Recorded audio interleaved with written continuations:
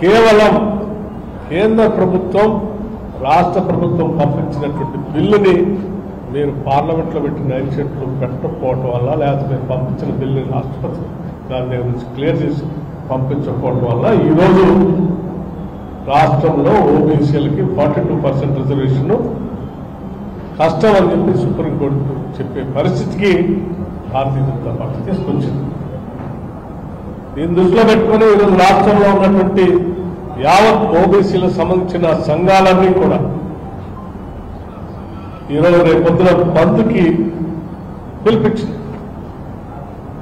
రేపు జరిగే బంద్ ఈ రాష్ట్ర ప్రభుత్వం తీసుకొచ్చిన 42% రిజర్వేషన్ తీసుకొచ్చిన బిల్లుని ఆపి అడ్డుపడుతున్నటువంటి భారతీయ జనతా పార్టీకి వ్యతిరేకంగా జరుగుతున్నటువంటి బంద్.